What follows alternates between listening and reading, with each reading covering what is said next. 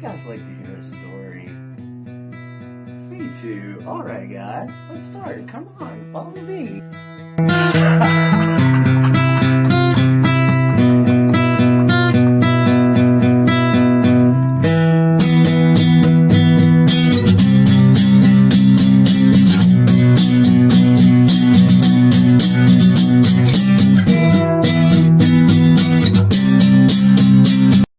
So tonight starts Tales from the Tomb.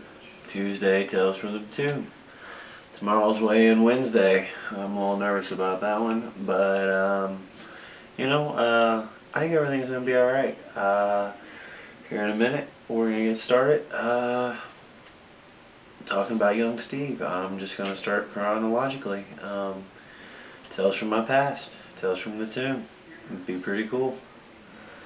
Hope you enjoy.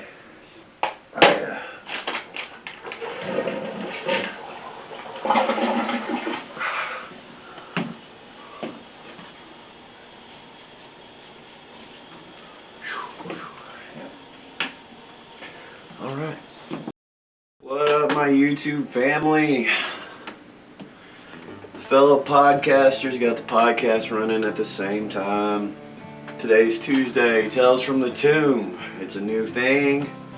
Basically, I talk about my past. From, when I was a twinkle in my daddy's eye to now. It is not scripted. It is, sometimes it's explicit. It can be a tidbit vulgar. It might be offensive, so warnings. This is real life, and I'm kind of like Forrest Gump of the universe. I was a drug addict for Forrest Gump of the universe, but we'll get there. The importance of this is a real life story of a surviving person that's been through a lot and in recovery from drug addiction. That is the reason I'm telling this story. I may change names or places to not offend people or put people's business out there. Some people's names I can't change, and for that I'm sorry, but most people I can. So let's keep it at that. And also, I wanted to let you guys know, for real, if I can get this channel up to the point that there is some kind of monetization, both on the podcast and on YouTube, because I ain't looking for no fame, for real. That's why I don't want anything scripted. I don't set anything up. I just click and go. I might have a gag here or two, but for real, I'm just a guy. I'm a guy trying to figure life out. I'm having this spiritual experience in a human body, this crazy meat sack with an LSD trip brain that's trying to put these patterns and stories together. And that's what's going on, and I'm not chained to my past anymore. My past is a dark spot and a beacon of hope for other people, for real. When I go to another person that has my affliction and I tell them even a tenth of my story, they automatically trust me. They get it. They've been there, And so automatically I hold levity that most people don't have. So I'm not scared of the past. And I'm not scared of the things I've done, said, or whatever. I don't regret the past. It's dead. It's over with. I can't change it. The best day of my life was when I gave up on having a brighter past. That was the best day of my life, right? So I had to look the other way. And that's also what part of this is about, is change. Despite outside circumstances, can I change? Can I manifest things? What can I do with this life? So let's dive into it.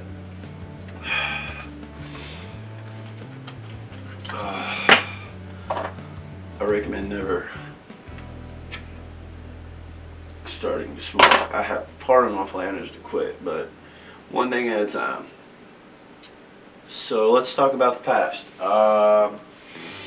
Sometime in 1985, my mama worked at a local restaurant, and my daddy managed that local restaurant. And one night, my mama wanted some marijuana. some weed. So she called her boss, my dad, who liked to drink a lot, and she was like, "Oh, you got some weed?" And he was like, "Yeah, come on, get it." So she goes over to his apartment or wherever the hell he's living. Mama don't tell this story. Only Daddy tells this story. And my mom had been told my dad a lie that she can't have kids. She had a accident before me where her husband ran her over with a truck. Super traumatic, and she had a miscarriage. So she was under the impression she couldn't have a baby. She had been, I guess with people and stuff, and she wasn't necessarily lying to him, but Dad, he's got some swimmers.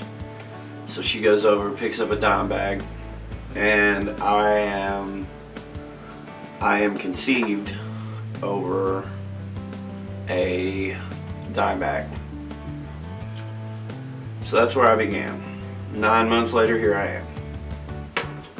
Little Stephen Grant Tudor. There's varying reports on how my mother acted. Let me make this clear. And Mom, if you watch this, I want you to understand this is a story about me. This isn't about you. And I understand that you're a person, and I love you, and I accept you. Me and my mother have a healthy relationship now, and she's a good woman. She's always been a good woman. She's just been afflicted like most of us. She was diagnosed with bipolar later on in life, which was manic depressive now. Or I'm sorry, she was manic depressive then, is bipolar now. There's a lot of reasons for the title of this. So yeah, and she had substance abuse problems.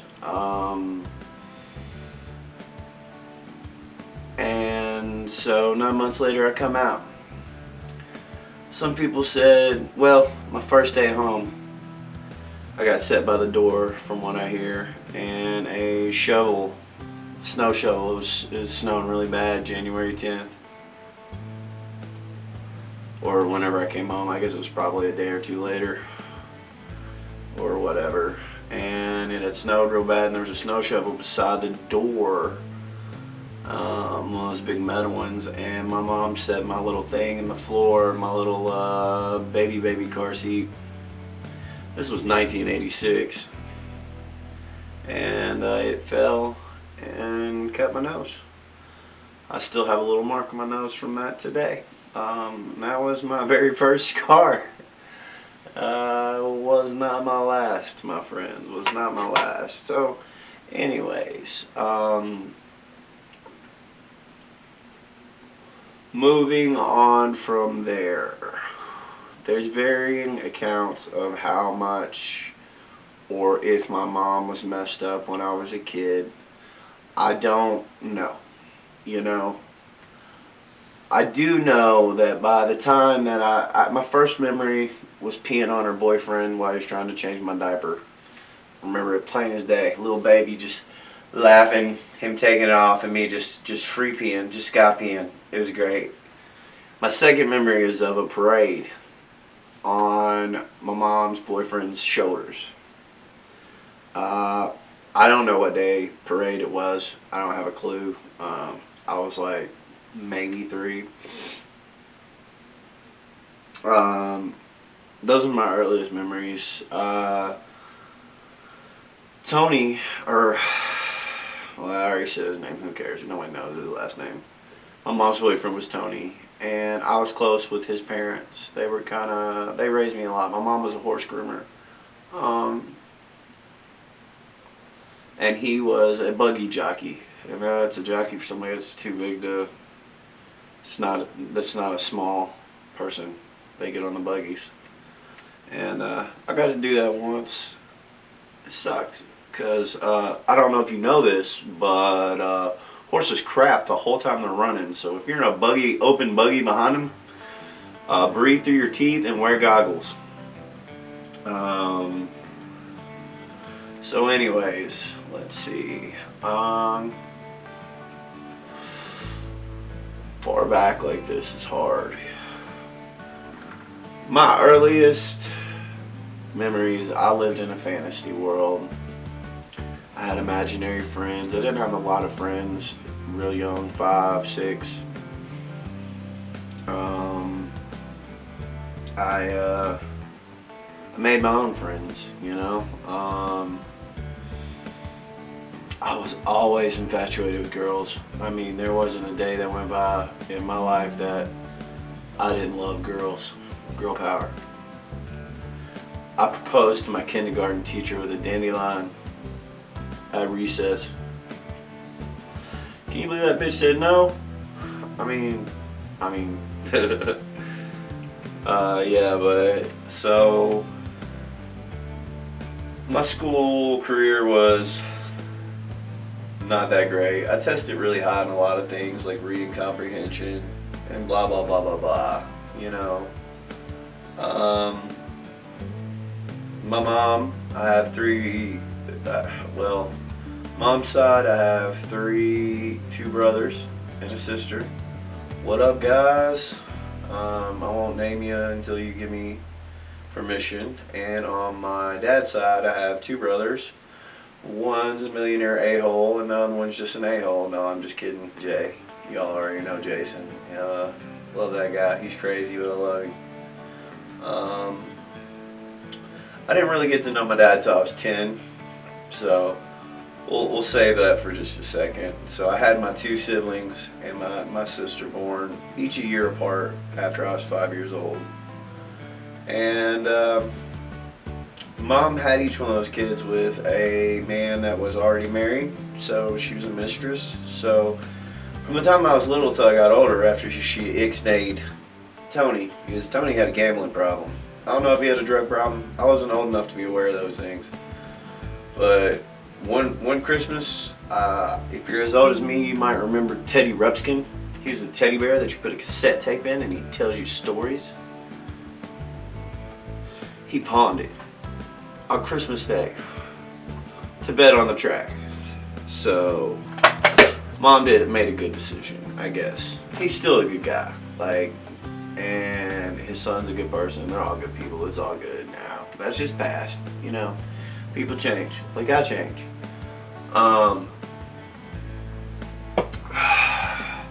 So let's get to where I start remembering stuff, really. I made friends. I was never like the nerd in elementary school. I was like the nerd's best friend. Like the guy on the bottom, I was his best friend. You know, we were into like dinosaurs, and it was like the early 90s, so I had a rat tail, which was pretty crazy. If you don't know what a rat tail is, millennials, it's where your whole head is high and tight, except for a little piece that you grow long and braid, very long. The rat tail was a thing. I definitely had one. This was the time of the Teenage Mutant Ninja Turtles, cowabunga, dude. And my mom didn't drink. My mom smoked a little reefer. I knew that. She has a funny story about me telling her her and my uncle were smoking something that smelled like a skunk when I was like 5 or something. I don't know. But she had for a long time been a pothead, and hey, I see nothing wrong with that. And till my brothers and sisters were born, we were taken care of because, you know, married men pay their mistresses well when they're millionaires. Then I have my brothers and sisters. They're all related to the same family. And things got a little dicey after that. We got broke, you know. Mom couldn't work, so she lived off child support and government assistance, and she did the best she could. She struggled with mental illness and being a single parent. My stepfather came into my life, well, I met my dad about 10, started going every other weekend. Now my dad, at that time, and this is very important, he was in the AA. and he was probably like the hero of my life at the time. Like, he was smarter than everybody I was used to being around. He taught me lessons. Some of them were a little hard. My dad's always been crazy.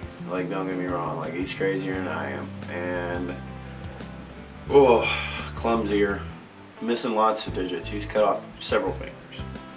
And he's an old mountain man that came to Lexington, turned into an iron worker, and then became an HVAC dude. And so he had a rough demeanor, but he was a good guy, and he taught me not to lie, cheat, or steal, and be your own man. That was pretty much what he pushed into me. I heard a little bit about AA, and he was sober for 10 years. We went up there every weekend. And during that 10 years, he's a pretty good man. He's still a good man. Everybody has their flaws. And I don't think I'm really supposed to judge, you know? It doesn't really matter. Like, people get caught up on their parents, and that bothers me. I understand that that's where you started. You know, that's not where you end. And you get... Your parents are people too. Nobody gave them a manual how to be a parent. Nobody knows how to be a parent. I'm a parent. And I'm apparently a parent. And I got 3 girls. And I have no clue what to do. Like, I wing it every day. But I try to do better than my parents did. I don't know if I'm doing that, but I hope I am, you know. Not that my parents were bad. I just, you know, want to do it a little bit differently. So I had my brothers and sisters come along. Things got a little tight. I moved into a neighborhood. I found a best friend. We'll call him Devin Caney. And then if you're watching, that's funny. Devin Caney. And Devin Caney lived right across the court, and we both had kind of overprotective moms. So we weren't allowed to leave the court, but we were each other's friend, and we would wake up and drink instant coffee and jam on Sega's NBA Jam. And if you know that game, boom shakalaka, right? He's on fire! Yeah, that was the time. That was the time. And eventually the neighborhood kids came around. I started getting a social life. Because we moved a lot when I was younger, a lot, like 10 different school districts. But this house on Foxborough, man, we stayed, and that was my neighborhood. And I got my first guitar at 9 or 10. My stepdad was already in my life, and he helped me get it. I saved up money from doing something, chores or something, I don't remember. I got my first guitar, and I didn't know how to play it, and he taught me some. And that was awesome, because I think without that guitar, I might have lost my mind a lot earlier. Or maybe I would have turned out normal, who knows. Who cares? It's the story, it's the past, it's what happened. And this segment's just going to be the early years. Trust me, the crazy stuff happens later. It gets really interesting. There's lots of people who tell me I should write a book or write this stuff down. So this is my attempt. And like I said, my purpose is to help people, not hurt people or offend people. This is stuff I did in the past, and these are people in my past that I accept, but I've moved on and it's over. Let's see, I'll change his name to, there was this super cool kid named Rygar. He lived up the street. He hung out with the older kids that were named after reptiles. Seriously, they were. And he hung out with them, and this was the Beavis and Butthead era. So, but eventually me and him made semi-friends, because I had what was called the Sega Channel, which was like the epitome of technology at the time, which allowed you to hook into and have a cable cord to your Sega and get 50 games for free a month. and it's kind of like a streaming service, but it was way back in the day. And I think I was the first person in Lexington, Kentucky to get it, and it was like $50 a month, and my mom paid that, and we were poor. But you know, she loved us, dude. I mean, that was apparent. I'm not for sure if that was a pun, but anyways, so Rygar became a friend too. I liked Rygar a lot more than I liked Devin Caney, and just because Rygar was cool. He was into Marilyn Manson, and he wore big Jinko jeans, and he painted his nails, and you know, I grew up listening to grunge music on the radio, and that dystopian feeling, and it was cool to not be enough. It was all my heroes were on drugs, you know, and that's what I idolized, you know. Still in a way I do. It lingers with you, you know. So, alright, now we'll take you to some stuff that's significant, okay?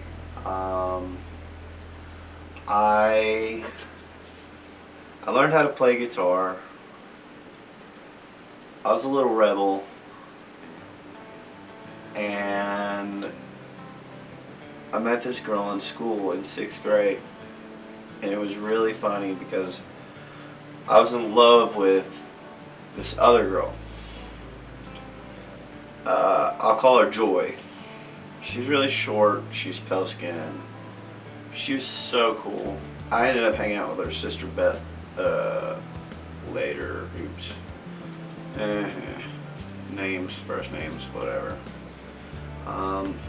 But Joy was really cool, and I crushed on her super hard in the 6th grade. I was still awkward. My hair was growing out, but it was kind of at this little gay phase. That was not very flattering on my facial frame. And but I was trying, man. I had braces. And she wrote my notebook, but this other girl, I'm trying to think of a good name for her. Let's call her Riley. Riley put her number in my 6th grade yearbook, and I didn't think about it, but we talked a lot in a couple of classes we had together, and all of a sudden I realized that I was in love with Riley, man. God, I was in love with Riley. And so after a couple of phone conversations, she said I was really smart, she liked me, and I was involved in a community project called Leo's Club, which was a junior branch alliance club. And her dad was like a Nazi. He worked for the state in an official capacity. It was a very scary dude with a military background, and he really didn't like me. I had long hair, and I don't know, it's crabby, you know. But that summer, I invited her to work the county fair with me, and we parked cars, but then we got to go see the concert, and like the Soul was playing, and me and Riley went and seen it, and I was in love with her. And then I got invited to a birthday party, and we played Spin the Bottle, and me and her got to kiss, and that first kiss, I swear to God, my whole world moved. Like, it was crazy. Like, so I was kissing her, I went in to kiss her, like that girl taught me courage. Like, I couldn't have done it without her.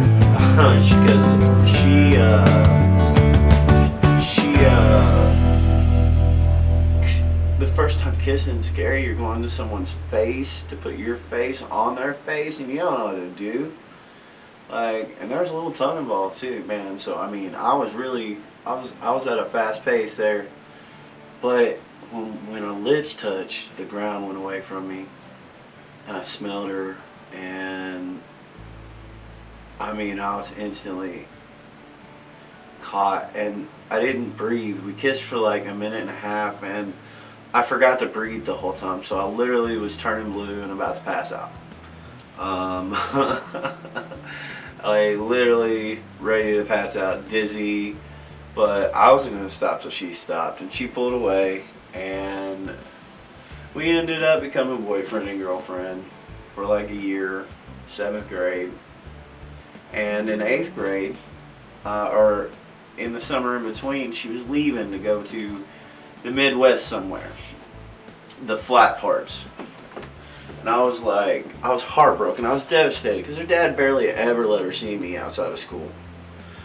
And I mean, I still can't. I still look. She blocked me a long time ago because I'll get to that part of the story. A lot of people blocked me on Facebook at one point in time. It's pretty funny now, but God, then. But Riley, she's who I lost my virginity to. One night, the night before she went away,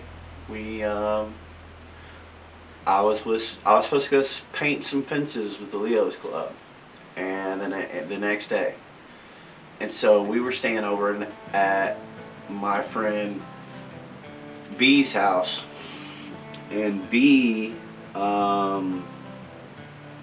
he was of age. He was like 21-ish, or maybe under, but I do know there was alcohol there, but I hadn't drank anything yet.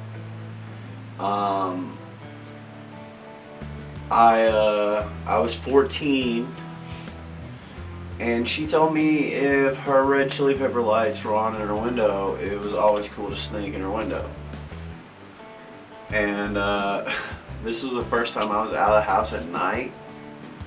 I was scared to death. She dropped me off on a road. It was a big road. I had to turn the cul-de-sac into this run across this yard. And remember, her dad is a very scary dude, or at least he likes to really project himself that way. Very, very good with firearms, I'm assuming. And took some courage, but I knew it was gonna happen, you know. So I went for it, man. I mean, you only live once, you know. And she was my everything, dude. Like, I thought she was the air that I breathed, and snuck in her window, and there she was, like a dream. I remember it being like a dream. It was so long ago, though. God. I try to remember the feelings now, you know, because there's still all that little piece, even 20-something years later, that you're like, God, I was in love with that person, you know. Was I really? Was it chemicals? Was it puppy love? Was it? I don't know. I just know, God, she was amazing. And I was still a little juvenile. Me and my friends still played pretend, like all kinds of stuff. And, you know, I was a little immature, so I guess I had told some things, some fibs to her, which she really didn't like. I won't go into it because actually I don't get embarrassed a lot, but it was a little embarrassing. It was a game me and my friends played, and I tried to bring her into it one night. This is before we had sex, and I don't know. We thought we were playing superheroes and stuff. It was just stupid, you know. I was 14. Like, Pokemon was a thing. And, you know, I don't know. Probably weirded her out. I still got in that window, man. And that was phenomenal. That first experience, for me, can never be taken away. I will tell you later on at a party, She had told me she snuck out 2 nights before that, and that's why she was in trouble, and blah, blah, blah. And I was at a party later on in life, and this dude goes, man, the best stuff I've ever had, the best girl I was ever with was this girl, and it was just once. And it was Riley. And I said, Riley plus her last name? And he was like, yeah, how do you know her? And I was like, oh, that was 2 days before I lost my virginity. So, I don't know. That is a question. Riley, if you ever see these videos, you know who you are. It's not her real name at all. Her name is a lot more beautiful off the tongue. It is. She's super intelligent. She's really cool. From what I remember, she was a little bit manipulative, and she's not traditionally beautiful, but I mean, she is, to me, I still see pictures of this day and I'm like, wow, that is one of the hottest women I've ever known. Straight up, you know. But anyways, so I don't know if we did. She said it was together, but maybe not. Maybe not. That'd have broke my heart back in the day, but you know. I was lucky to get that experience with that person. It doesn't matter. Like, I'm glad it happened. I wouldn't take it back. I got shit drunk that night with my friends. I watched the sunrise. I screamed at the sun, I'm not a virgin! And, and then I had to go paint fences. So hungover, I could barely stand. That was the first hangover. We celebrated with my friends. We all got drunk on these like cinnamon schnapps, like stuff that, you know, just give you horrible hangovers. And I'm 14 painting these freaking horse fences for free for a charity organization. But I was a man that day, buddy. I had went from nothing to a man, or at least I thought I was a man. A couple months later, I get a call from Riley's father, and he tells me that he read into her diary that everything that happened, and that he was going to take her out of my school, and that she was never going to be able to see me again, and that maybe we'd meet somewhere at a movie or something later on in life, but right now it's not meant to be, and what I did was disrespectful and wrong, and I knew he already hated me. So, and he said, I don't want to see you anywhere near my daughter. I'll SOS you, which is shoot on sight. He was like, you know, I got a lot of friends, and he was like, I feel for you, but you and my daughter are not a thing anymore. And he took her away and he put her in a Christian academy. We tried to date on the phone for a little while, but I think she had a boyfriend. I messed up and kissed like 2 chicks and told her about it, because it had been months. We never got to see each other. One day she broke up with me, and I cried on the phone like a little girl. Asked her why over and over again. And then I kind of knew what hate was after that. That's when I really got into music, like, and I got into punk, man. I was right at the end of the punk, you know. Punk's not dead. Anarchy signs. But real punk was on its way out, and that was okay. But my first band was awesome, because that's when I met Talon, my friend, my best friend of my whole life, man. He was my aunt, who's married to my uncle. My uncle's aunt was his grandma. Her name was Gunda, and she was an awesome person too. She was a sauerkraut. She was from World War II Germany. She'd tell it to you straight, bro. She would tell it to you straight. Um, and Talon was her grandson. And I went to a family function, and he was, I believe he might have been playing guitar at the time, or drumming. He was a drummer in my band and a guitar sometimes. He was a really good musician. It was his life, man. Like, drums and guitar and music was his life, and it was all the way up until he died. Is the biggest part, and I got to share some of that with him, and that was special, but we'll get there. Where are we at? 34 minutes? Alright, we'll get through a little bit of the band stuff. So, I met Talon right after Renee. I was heartbroken, but I seen them they were in an AC/DC cover band. And I always ran against the grain, or tried to at least. I don't really know. I had some rapscallion just very deep in me always. Some kind of rebel, you know. And I hated covering songs. I wrote my own songs.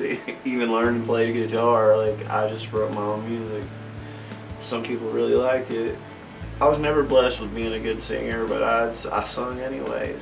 Talon liked the way I sang.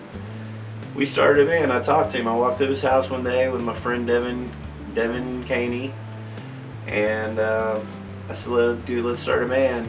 And Devin started playing bass, and Talon started playing drums, and I started playing guitar. And we eventually we played a lot, man. But Talon's wrist started hurting really bad, and we got another drummer, which was a friend of mine, Rygar. He came in and started playing drums for us, and we cleared out my whole garage. I think we started playing metal, and we named our band Genocide. And yeah, I got in that whole dark phase, and I was drinking a lot. Talon's sister or something like that. I can't. It wasn't. It was his cousin. We'll call her T, for short, for her name T. She'd get us alcohol at like 16, man, and me, Rygar, his girlfriend, and Talon and Devin, we would get turned up every night, school night. It didn't matter. I was in middle school getting drunk, or 8th grade, and drinking heavily. You know, the more the merrier, the more the better, until I passed out. We practiced a lot, but we never played any shows. And then Rygar, who didn't like Talon that much, talked me into kicking Talon out of the band. And that was hard, man. That was the first time I ever did anything like that. And I thought it was mean, but like I said, remember Rygar was this cool kid I idolized, man. Like, I really did idolize him. He was the guy, you know. He was the coolest kid in the neighborhood, and people treated him that way, you know. Even for a couple of years after that, we were in our bands, and Rygar had been with this girl for a long time. Rygar actually had a kid when he was young, with another lady, and like, I'm talking like he was like 14 my age back then, or 16. Devin and Rygar were older than me. They both were in like 10th grade, so, you know, I was the lead singer and I played guitar. We had a lot of fun times. We got another bassist. We fired Devin. And eventually the band consisted of me, this guy named, let's see, what's a good one for him? JR and Rygar. And we started drinking Jägermeister like it was going out of style. And they were my friends until I was 18, man. We were all best friends. Me and Rygar had the same jobs. I slept at his house almost every night. I was friends with his girlfriend. Um, Drank heavily any chance we got. I mean, just smashed. Um, and then, let's see, something happened. Something weird happened. Uh, Rygar moved out with another bassist of ours named Chris. I'm a little fuzzy. There's a lot of drinking. A lot of drinking. Talon was with a girl named Izzy, and so he was kind of off doing his own thing. He's kind of mad at me because I kicked him out of the band. I regret that every day of my, well, I don't regret it. I only could make decisions about that time period, you know, with what I had. I was trying to be cool, and I was trying to make it in this band, you know. Like I said, we were in this band so long, we never played a show. Okay, so that's the beginning years. That's how I got in bands, and that's how I started drinking alcohol. And that was my first love, and who I lost my virginity to. Not as entertaining as the rest of the story, but like I said, a lot of substances have been used between here and there, and I've probably lost a couple of brain cells, you know, and memories. What I do remember is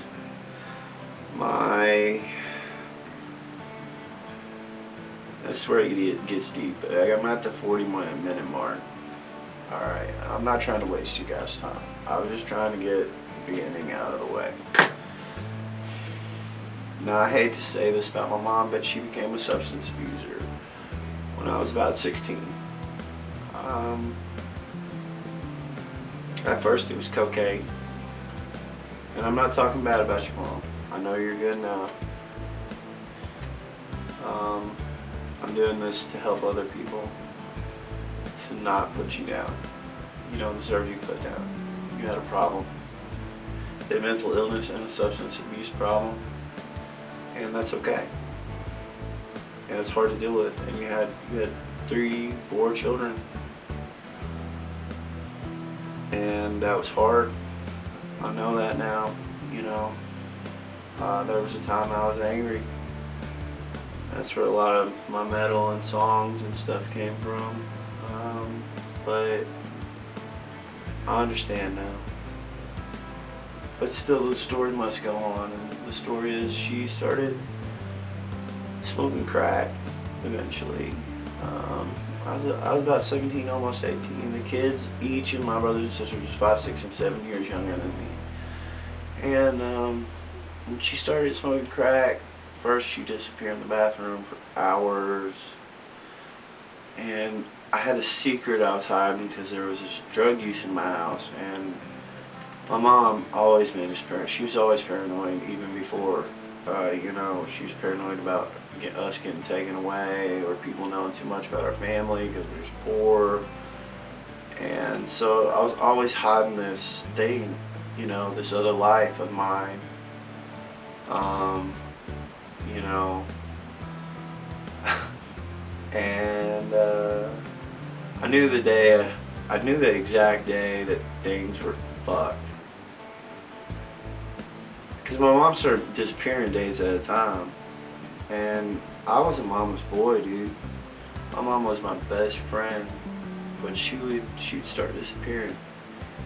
I mean, and she never done that. Like, where was she going, you know? Like, she wouldn't tell us. She'd come back and she'd crash on the couch for like 3 days. Be out of it. Barely be able to talk. Saying she got drunk when my mom didn't drink. I don't know. Not picking me up from school and me walking home. I'm not bitching about that stuff. Trust me, life gets a lot worse than that. If that's all that ever happened to me, I'd be golden. But how growth happens, you know. That's how growth becomes, strengthens. I'm definitely not scared of what happened to me. It was hard, but.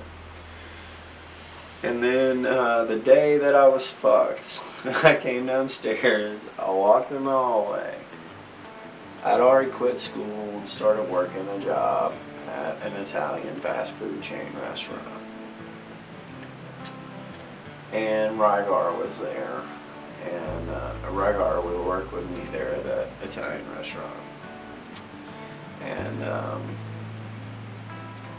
walked downstairs and my mom was in the hallway, covered in a sheet. And I'm startled for a second because I don't know what this is. I'm like, what is this? Is this one of my brothers and sisters? They're small though, you know? Is this a ghost? Like an actual sheet ghost? And I walk up to it close and then I hear Mom's voice and she says, shh. And I'm like, Mom, what the fuck are you doing, Mom? She says, I'm hiding. I realized at that point that stuff was not normal and probably was going to not be good. So then something life-changing happened to me. This is where the story. I was drinking, I had my tight knit of friends, we played bands, we didn't play any shows or anything at the time. But I believe it was either my 17th or 18th birthday. I'm not really for sure. I think I was working at Walmart, so it was my 18th. Mom still was hanging on, but I had told the truth to my friend Rygar and his family, and they were like wanting to call social services. There was a lot of tension. Rygar ended up breaking up with his long-term girlfriend, and he went with this other girl that used to live down the street from us. She's really attractive, and that was all about her sister. Her sister was not about me.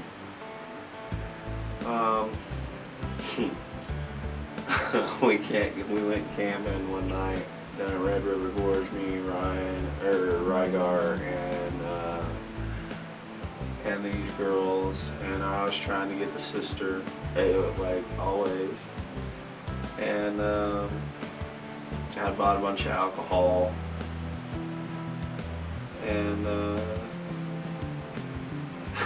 she had brought a friend or whatever. And I was in her tent, and I was like, oh man, this is finally gonna happen. I think I kissed her. I think she threw up somewhere and I kissed her. Yeah, really. But I believe that night she ended up having sex with the other guy while I was pretending to be asleep in the tent. So yeah, that sucked. But Rygar was with this other girl, and my 18th birthday came up, and within like 2 days we had planned this huge party. We put everything together. We had made hooch. We'd done all kinds of stuff and prepared for this. Like, this was my birthday, bro. My mom and them were in there asleep. I was working at Walmart. I had all these friends come over. Some of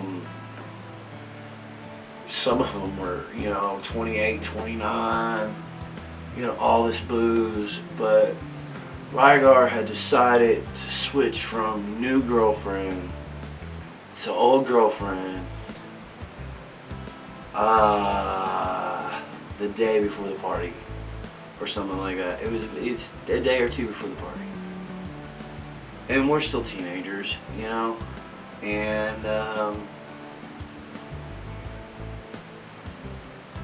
I asked him if it was cool if his old girlfriend came too, because she was already invited.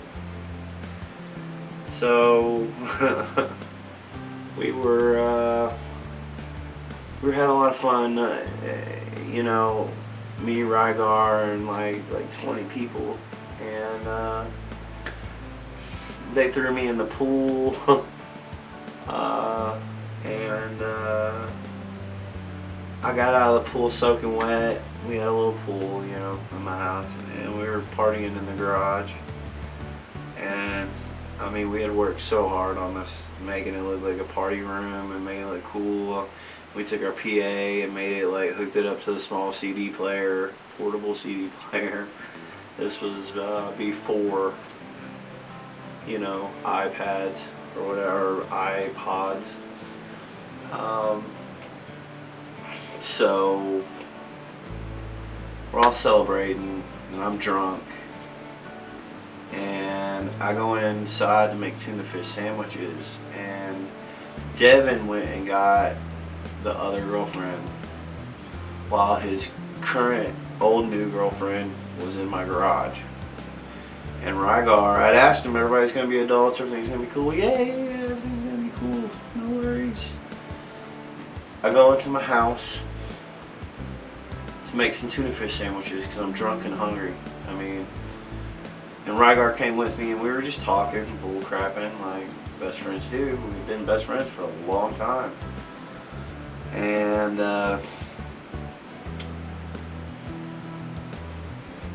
I heard the car pull up, and I was making Rygar a tuna fish sandwich, and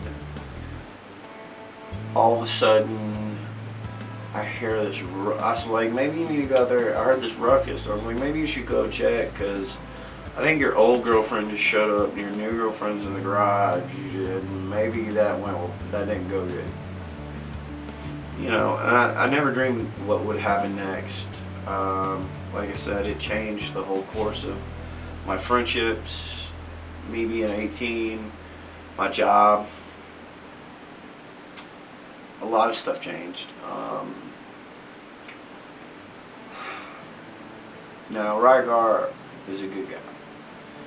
This was a long time ago, and I watched him on Facebook. I haven't talked to him much over the years, but he has a family, and old girlfriend and him ended up, I think they're even married maybe. They have kids, and you know, this is just the past. Everybody was really drunk that was involved. Most of us were underage, or at least under drinking age. And a highly dramatic situation was happening. Now, I don't know what happened in the garage. I think girlfriend 1 and girlfriend 2 started fighting. But as I was coming out into the garage I had two tuna fish sandwiches in my hand. And I was just happy, you know, drunk, happy birthday. And Rygar slams the door open, and it knocks me down, and he meant to, and I could tell.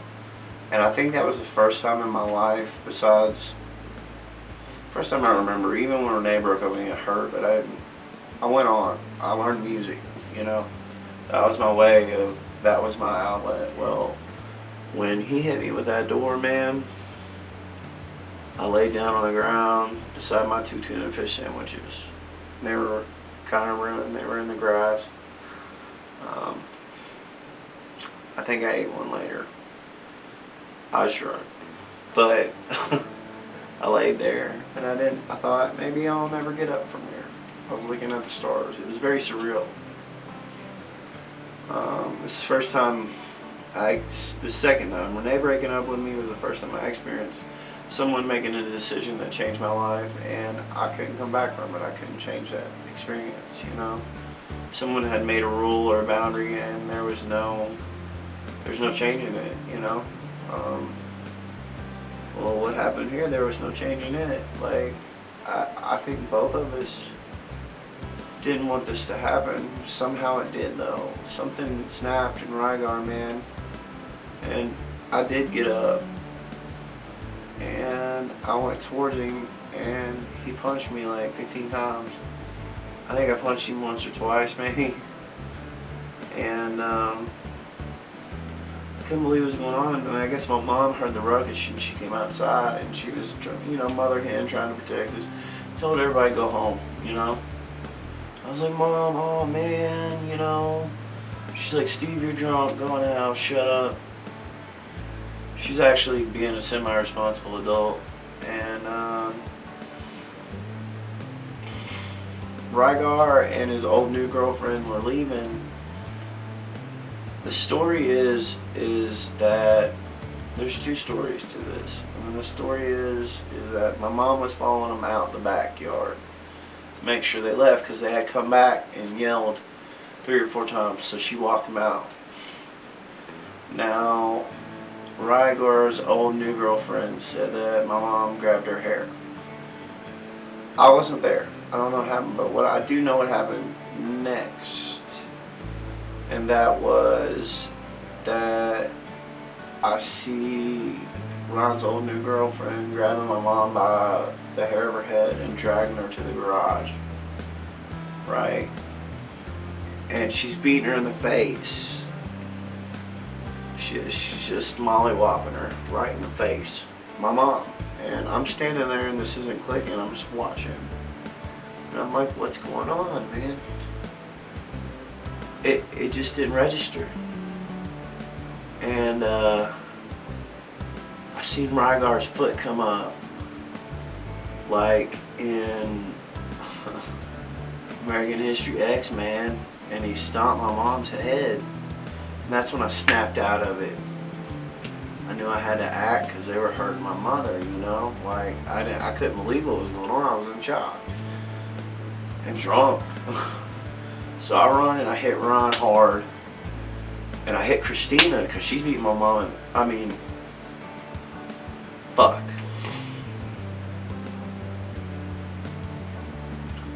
But whatever. Ron's old new girlfriend. It's not really her name, but it was close. I almost messed up. But anyways, because these are good people now. I don't want to talk bad about them or anything. I mean, these were mistakes made in the past, and the past is dead. I'd like to make that pertinently clear, you know. Well, like I said, I almost said her name, but it was close enough though. It was close. So his old new girlfriend, right? His old new girlfriend. She, I hit her. That stunned her enough to stop my mom, and that turned Ron on me. And Ron, like, I mean, he just started whooping my butt, but I wasn't really fighting. And then he pulled out a knife and pointed it at me. And I just threw my arms up. I said, dude, if you're gonna stab me or something, just do it, bro. Like, I was hurting already in my heart, you know, real bad. I still, like, to this day, I don't know why these things happened really, and why everybody was so mad at me. Ron's old new girlfriend said it was all my fault, and I was the reason that Ron broke up with her. When I was just hanging out with Ron, like, it didn't matter who his girlfriend was or who he chose, you know, we were best buds. But somehow I turned into the bad guy of that story and my mom got beat up, but me doing that got them off of my mom. And Rygar pointed the knife at me, and I was like, go ahead and do it, bro. Whatever you gotta do. And he turns around and he points at me again. And then he sticks the knife in the hood of my mom's van. And they finally walk off screaming and yelling obscenities. And I pick my mom off the ground. And now there was about 20 grown men standing there. Most of them employed at the job that were friends. And Devin. And I couldn't believe they watched what had just happened. So I quit my job. I stopped talking to every friend I had. And next morning my mom's eye was super bloody and bad. And we were even like, we didn't want to press charges because he was young, and that was some pretty bad stuff that happened that night, you know? And but that time passed, and I made those decisions, and I got real lonely there because I'd kicked my real best friend out of the band, Talon. I chose Rygar, and now I'm alone. I'm jobless. I quit my job because I seen all these grown men stand and watch this happen to this woman, my mom, older woman, you know, she's in her mid-40s. And quit that job, and I lost my band and all my friends and everything all in one day. But, you know, what happened happened, and I wasn't going to apologize, and at the time I wasn't going to forgive. That was a long time ago. Trust me, I forgive Rygar now. And if he watches something like this, I don't want him to think I hold anything against him. I really do forgive him. That's all the time I have. Bye. I was saying that for the podcast. But yeah, that's it. That's the hour that I'll allot to this. And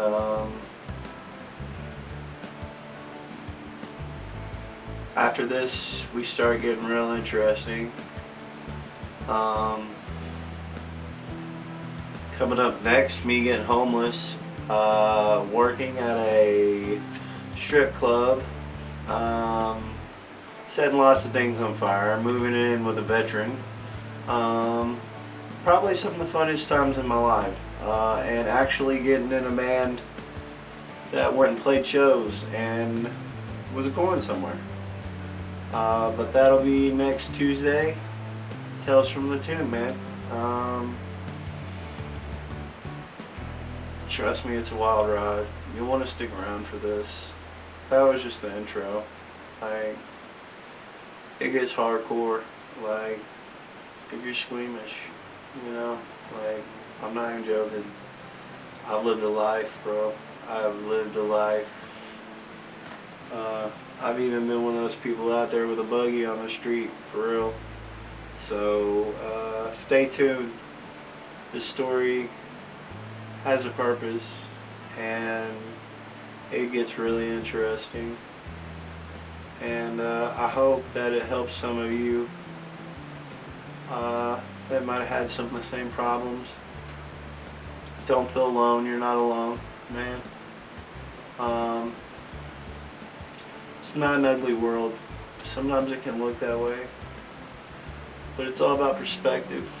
We gotta keep our perspective. We gotta hold ourselves together, you know. We're responsible for our inner world and our manifestations. For real. You know, I believe that. I'm not a victim. I was a victim for 33 years. I'm not a victim anymore, and my emotions don't hold me hostage. So, and that's the beginning. We'll have to do a couple of these episodes to get through this.